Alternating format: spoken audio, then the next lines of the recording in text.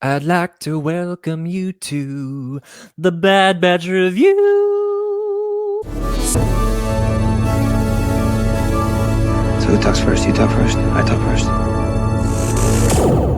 So check it out. This is my second attempt to try and do this show. I already recorded the show once, and I didn't turn on my microphone. I feel so stupid. But we're back, and we're talking about episode 9 of the Bad Batch called Bounty Lost. This episode was pretty amazing. We have a lot to unpack, a lot that I think will lead into future Star Wars movies, shows, animated things, all to come. And of course, you're listening to this on Han Talks First. If you're watching on the YouTube, welcome. Feel free to subscribe so you don't miss an episode. We come here every week and talk about the Bad Batch, but we also have a regular show on Mondays, which is the Han Talks First show, where we talk about the latest and greatest happening in the Star Wars world and other fun topics which you can find out there. So before we jump into the actual content of what happened in episode 9, I want to talk about something that's kind of weird to me on Disney Plus whenever you're watching the Bad Batch. So do you guys know every time the show starts, it says, you know, this is a Star Wars show, and then it comes up with the Bad Batch logo and a little bit of music there, and this opening stinger only lasts for about 3 seconds. But yet at the bottom right hand of the screen, every single time it says skip intro, and there's an option where you can skip that intro. Has anyone actually ever clicked it? I clicked it for the first time this week, and it literally skips like 1 second of the opening. And I was like, what is the point of this button? All right, so getting into the nitty gritty, talking about the Bad Batch, talking about Fennec Shand and Cad Bane, and also don't forget Omega! Okay, I'm sorry, but I say it that way because whenever Omega says it, she says it kind of funny because of her accent.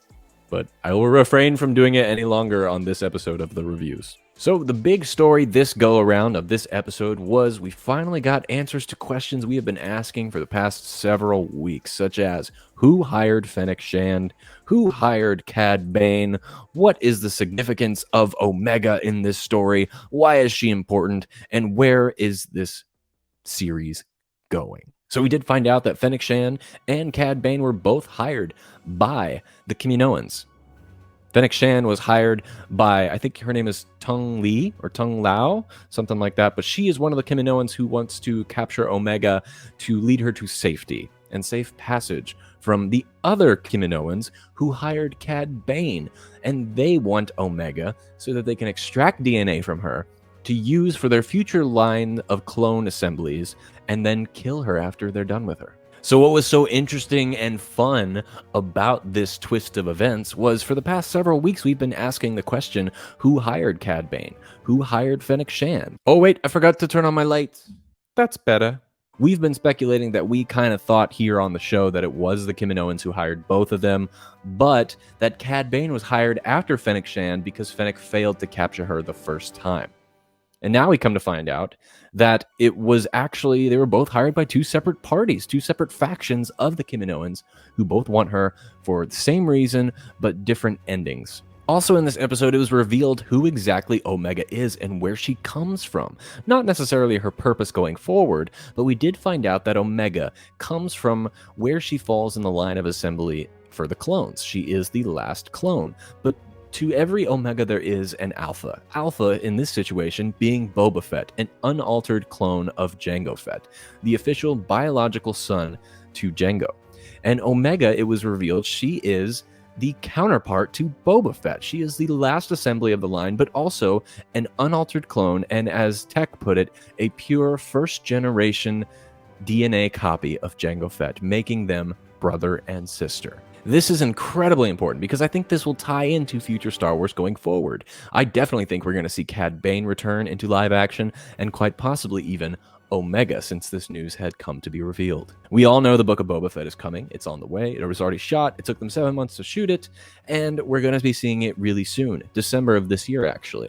And the question is now, could a older Omega show up in this series and reunite with her brother Boba Fett, maybe even for the first time? But not just that, Cad Bane. Cad Bane in this episode was introduced to a worthy opponent in Fennec Shand. They had some great fights in this episode, and Cad Bane, you know, he is one of the best. He's one of the best bounty hunters in the galaxy, and no one gets in his way.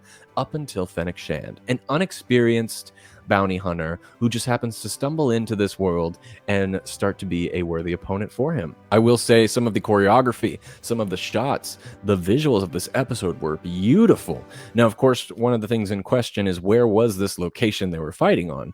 Some people thought it was Bespin. I don't believe that to be the case, but the atmosphere and the environment they took place where they chose to hold some of these fights was a beautiful addition to the actual choreography going on screen. And through the fights, it was when Fennec Shan revealed to Omega that her purpose is to die, but she wanted to save her, which makes us also question, does Fennec Shan know more about Omega than Omega knows about herself? And of course, on top of this, when they were having this discussion, it took place in this room of this planet where there were a bunch of VADs of Kiminoan clones, which some people speculate was some of the first phase operations of the Snoke clone. However, I don't think that's to be the case, because I just think, I mean, ultimately it led up to that, but the Kiminoans are the cloners of the galaxy. And I think this was just showing that before they got into human trials, they did testing on themselves just to make sure that they can get it correct. But anyway, we know live-action Fennec Shan exists, and she will be in the Book of Boba Fett. And because of this, and the rival with Cad Bane, and the connection with Boba Fett between both of them, I think that Cad Bane will reprise his role live-action in the Book of Boba Fett, and it would lead to an ultimate showdown. Not only because it would be really freaking cool, but also because early concepts of the ending of the Clone Wars, before Disney canceled it the first time, it was originally going to have a story of episodes where Cad Bane would go up against Boba Fett in a final showdown, because they're two of the best. So I think now that they didn't get the chance to finish that story, they might reprise it and bring it back into the Book of Boba Fett and do it live action, which I think is something all of us would really like to see. Another cool thing about this episode was the opening. I loved seeing Crosshair chase the Batch through space. I think we need more space battles in Star Wars. You know, the original trilogy had them the best, I think. The prequels had them pretty well done. And then we kind of lost it in the sequels. The animated shows, they're a little bit more grounded than they take place in space, but you know, I think we could see some more of that as well going forward. And also, just a little side note, the little protocol droid that helps out Cad Bane, what a little douche monkey. I want to punch this little douche right in his little face, and, you know, over and over and over, because Omega helped him out when he was in need, and I thought he was going to turn. I thought he was going to help her find safe passage when Cad Bane was after her later, but nope, he just decided to be a little douchebag and go after her and not change his ideology at all, like a little prick. Sorry, I have anyone who goes against Omega is, you know, I have a problem with them. Omega is my little baby. She's beautiful. Don't mess with her. Don't mess with my baby. Bottom line, everybody, this was the halfway point. Well, a little bit over halfway, but this was a great halfway point, a great middle act to keep us going and have us wonder, where is this show going? There's a lot of theories out there stating that the Bad Batch will meet their demise by the end of this limited series, which I believe is also true.